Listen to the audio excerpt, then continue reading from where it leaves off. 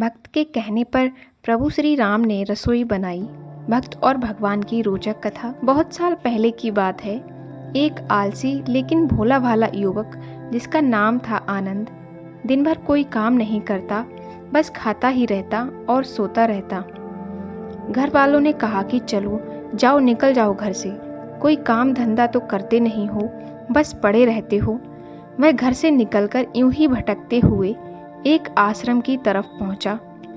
वहां उसने देखा कि एक गुरुजी हैं और उनके कई शिष्य हैं जो कोई काम नहीं करते, बस मंदिर में भगवान की पूजा करते हैं। उसने मन में सोचा कि ये तो बढ़िया है, कोई काम धाम नहीं, बस पूजा ही तो करना है। उसने गुरुजी के पास जाकर पूछा, क्या मैं यहाँ रह सकता हूँ? गुरुजी बोले, हाँ हाँ क्यों नहीं, लेकिन मैं कोई काम नहीं कर सकता हूँ। गुरुजी ने पूछा, कोई काम नहीं करना है, बस पूजा ही तो करनी है? आनंद, ठीक है, वह तो मैं कर लूंगा। अब आनंद महाराज के आश्रम में रहने लगा। ना कोई काम ना कोई धाम, बस सारा दिन खाते रहो और प्रभु भक्ति में भजन गाते रहो। महीना भर हो गया। एक दिन आई एकादशी। उसने रसोई में जाकर देखा कि खाने की कोई तैयारी नहीं है। उसने गुरुजी से पूछा कि आज खाना नहीं बनेगा क्या? गुरुजी ने कहा, नहीं, आज तो एकादशी है, तुम्हारा भी उपवास है। उसने कहा, नहीं, अगर हमने उपवास कर लिया तो कल का दिन ही नहीं देख पाएंगे। हम तो उपवास कर ही नहीं सकते, हमें तो भूख लगती है, आपने पहले क्यों नहीं बताया?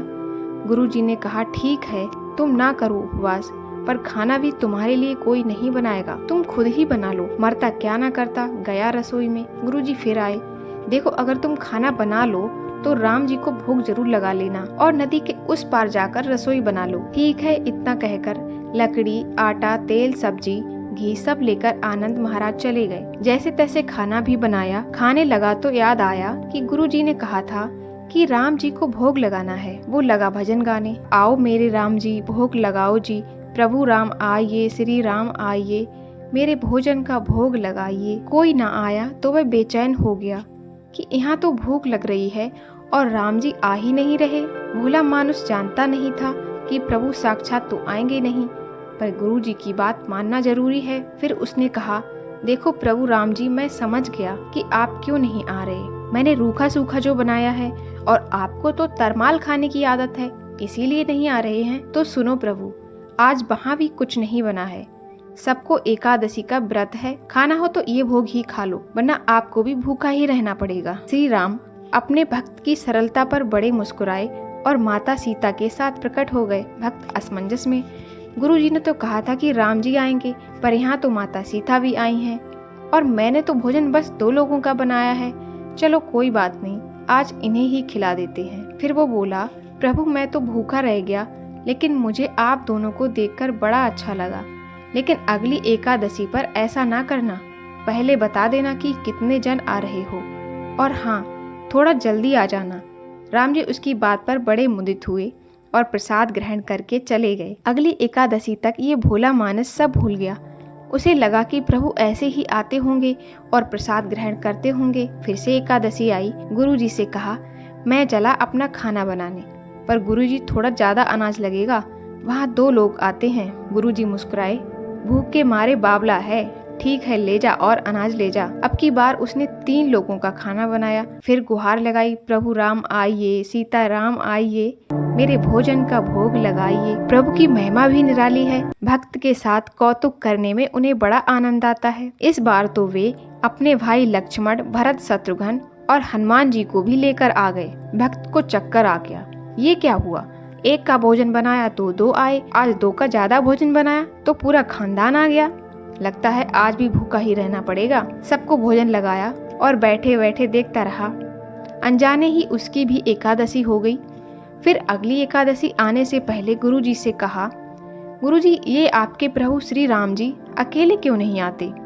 हर बार कितने सारे लोग ले आते हैं, इस बार अनाज ज्यादा देना। गुरुजी को लगा कहीं ये अनाज बेच तो नहीं देता, जाकर देखना पड़ेगा। गुरुजी ने भंडार में कह दिया, इसे जितना अनाज चाहिए दे दो, और छुपकर उसे देखने चल पड़े। इस बार आनंद ने सोचा, खाना पहले नहीं बनाऊंगा, पता नहीं कितने लोग आ जाएं, पहले बुला लेता हूँ फिर बनाता हूँ। फिर उसने टेर लगाई, प्रभु राम आइए, श्री राम आइए, मेरे भोजन का भोग लगाइए। सारा राम दरबार मौजूद, लेकिन ये क्या, प्रसाद तो तैयार ही नहीं है। भक्त ठहरा भोला भाला, बोला प्रभु इस बार मैंने खाना नहीं बनाया। प्रभु ने पूछा क्यों? वो बोला प्रभु मुझे मिलेगा तो है नहीं, फिर क्या फायदा बनाने का, आप ही बना लो और खुद ही खा लो। राम जी मुस्कुराए, सीता माता भी गदगद हो गईं उसके मासूम से जवाब से। लक्ष्मण जी बोले क्या करें प्रभु? प्रभु बोले भक्त की इच्छा है, पूरी तो करनी ही पड़ेगी, चलो लग जाओ काम से। लक्ष्मण जी ने लकड़ी उठाई, माता सीता आटा सानने लगी। भक्त एक तरफ बैठकर देखता रहा। माता सीता रसोई बना रही थी तो कई ऋषि मुनि व यक्ष गंधर्व प्रसाद लेने आ गए। इधर गुरु जी ने देखा कि खाना तो बना नहीं, भक्त एक कोने में बैठा है। पूछा बेटा क्या बात है, खाना क्यों नहीं बनाया?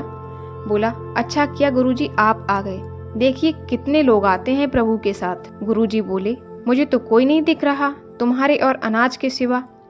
भक्त ने माथा पकड़ लिया, एक तो इतनी मेहनत करवाते हैं प्रभु, भूखा भी रखते हैं और ऊपर से गुरुजी को दिख भी नहीं रहे, ये और भी बड़ी मुसीबत है। प्रभु से कहा आप गुरुजी को क्यों नहीं दिख रहे हैं? प्रभु बोले मैं उन्हें नहीं दिख सकता। बोला क्यों? वे तो बड़े पंडित हैं, ज्ञानी हैं, विद्वान हैं, उन्हें तो बहुत कुछ आता है, उनको क्यों नहीं दिखते? प्रभु बोले माना कि उनको सब कुछ आता है पर वे सरल नहीं है तुम्हारी तरह, इसलिए उनको नहीं दिख सकता। आनंद ने गुरुजी से कहा गुरुजी प्रभु कह रहे हैं कि आप सरल नहीं हैं, इसलिए आपको नहीं दिखेंगे। गुरुजी रोने लगे और कहने लगे कि वाकई में मैंने सब कुछ पाया पर तुम्हारी तरह सरलता नहीं पा सका, और प्रभु तो मन की सरलता से ही मिलते हैं। प्रभु प्रकट हो गए और गुरुजी को भी दर्शन दिए। इस तरह एक भक्त के कहने पर प्रभु ने रसोई भी बनाई। तो आज की इस कहानी में इतना ही। जल्द ही मिलती हैं एक नई कहानी के साथ, तब तक के लिए हरे कृष्णा।